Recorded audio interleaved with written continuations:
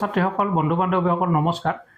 তো তোমালোকৰ ক্লাছ 8 এক্সাৰচাইজৰ 8.2 এনেধৰণৰ অংক কেইটামান দিয়া আছে। এইটো উদাহৰণৰ অংক এটা লৈ লৈছোঁ।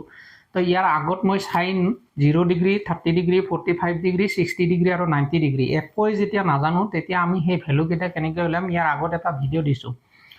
আমাক দিয়া আছে কি sine a plus b sine a minus b is equal to half দিয়া আছে। তো হাফ দিলে এই হাফটো কাৰ ভ্যালু হয় সাইন 30 ডিগ্ৰীৰ ভ্যালু হয়। গতিকে আমি ইয়াত কি লিখিম সাইন 30 ডিগ্ৰী লিখিম।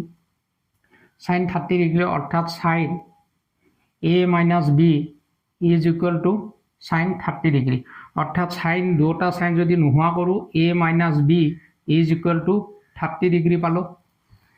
সিমিলাৰলি cos a plus b is equal to half দিয়া আছে।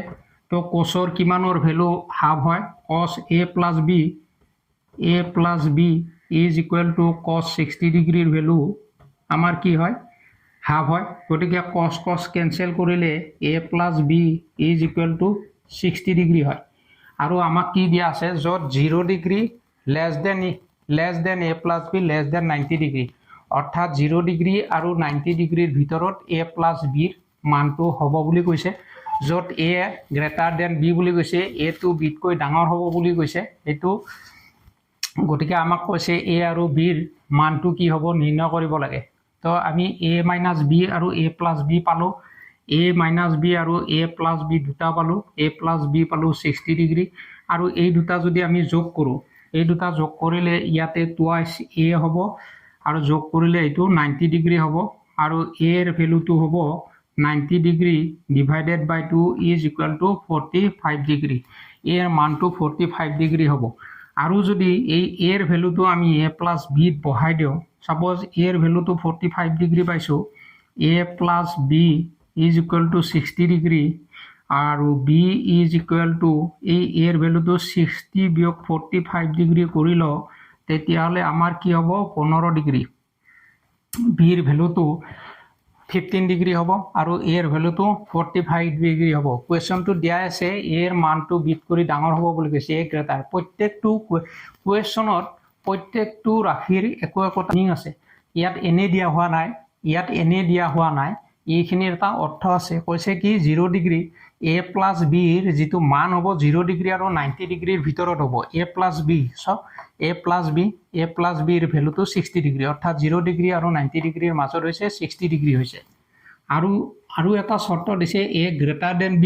গতিকে a গ্ৰেটাৰ দেন b বুলি কৈছে b তকৈ a ডাঙৰ হ'ব। a ৰ মান 45 b ৰ মান 15 ডিগ্ৰী হয় a গ্ৰেটাৰ দেন b ওলাইছে।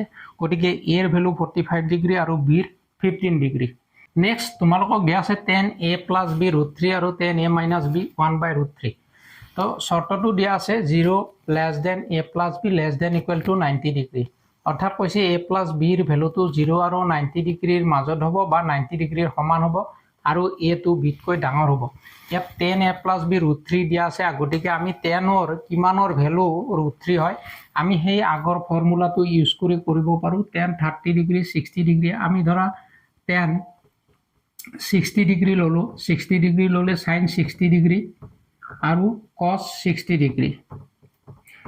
তো sin 60 ডিগ্ৰীৰ ভ্যালুটো হৈছে √3/2 আৰু cos 60 ডিগ্ৰীৰ ভ্যালুটো হৈছে হাফ অৰ্থাৎ √3/2 আৰু হাফ মাল্টিপ্লাই কৰিলে 2 টো কেনসেল।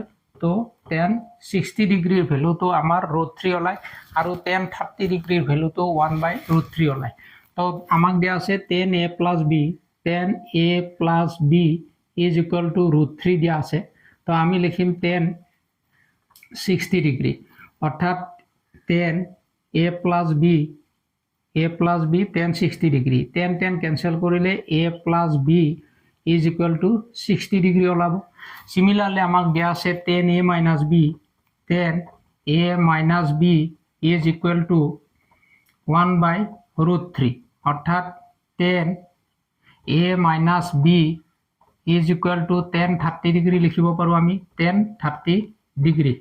tan কেনসেল কৰিলে a minus b is equal to 30 degree. এইটোক যদি 1 বুলি লওঁ আৰু এইটোক 2 বুলি লওঁ 1 আৰু 2 এড কৰিলে এই দুটা এড কৰিলে a plus a twice a is equal to 90 degree.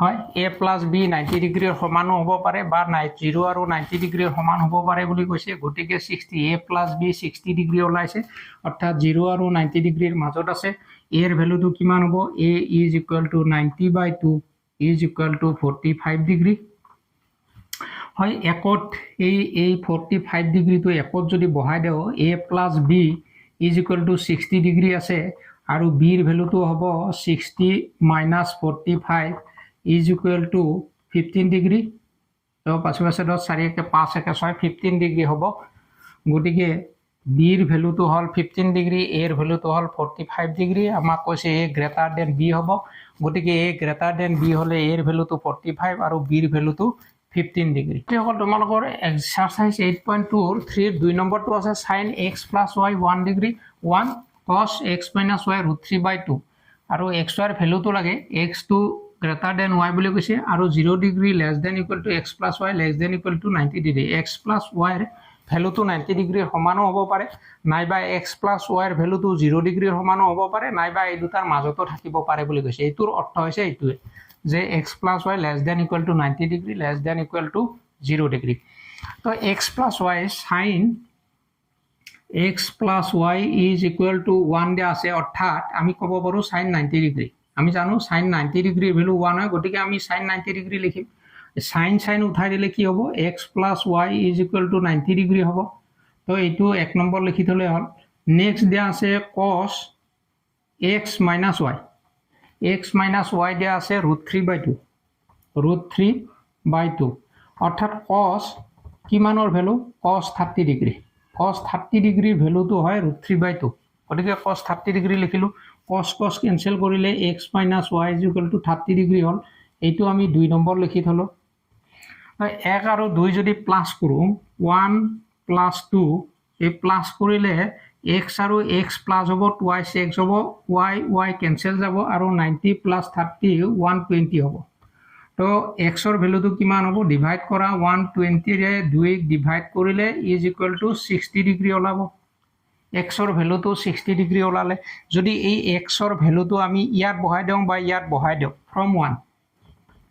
from 1 acre পৰা কি পাম x + y দিয়া আছে তোমাৰ 90 ডিগ্ৰী তো y is equal to 90 degree minus x তো 90 ডিগ্ৰী minus x এৰ ভ্যালু কিমান পালো আমি 60 ডিগ্ৰী হল তো 30 ডিগ্ৰী হল অৰ্থাৎ y is equal to 30 degree x is equal to 90 degree কোৱেশ্চনটোত কোৱা আছিল x to y কৈ ডাঙৰ হ'ব হৈছে x এৰ মান 60 হৈছে y এৰ মান 30 হৈছে গতিকে আৰু কৈছে কি এই দুটা x + y এৰ ভ্যালুটো কিহৰ মাজত থাকব 90 ৰ সমান গতিকে 90 ৰ সমান ওলাইছে so x + y less than equal to 90 মানে 90 কৈ সৰু হ'ব পাৰে 90 ৰ সমান হ'ব গতিকে 90 ৰ সমান হৈছে 0 less than equal to x + y এই x + y টো 0 ৰ সমান হ'ব পাৰে বা 0 তকৈ সৰু হ'ব পাৰে গতিকে শৰ্তটো পূৰণ হৈছে আৰু x y এৰ ভ্যালুটো x তকৈ x to y কৈ ডাঙৰ ওলাইছে গতিকে ছাত্ৰ ছাত্ৰীসকল আজিৰ এই ভিডিওটো তোমালোকৰ কেনেকুৱা লাগিলে টিপছটো কেনেকুৱা লাগিলে যদি ভাল লাগিছে কমেন্ট কৰি জনাই দিবা আৰু যদি আগলৈ এনে ধৰণৰ ভিডিও লাগে কমেন্ট কৰি জনাই দিবা